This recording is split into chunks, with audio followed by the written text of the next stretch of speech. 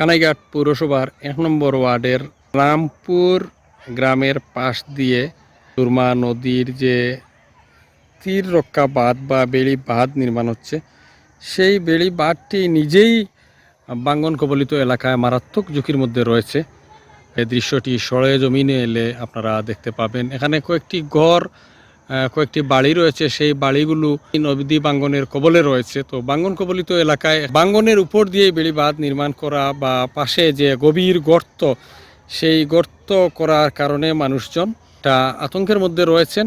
আর পাশাপাশি দুটি বাড়ি এখনই তলিয়ে যাচ্ছে এবং যে কোনো মুহূর্তে এই বেড়ি বাঁধটি সুরমা নদীতে তলিয়ে যাবে, এমন অবস্থা এখানে সৃষ্টি হয়েছে।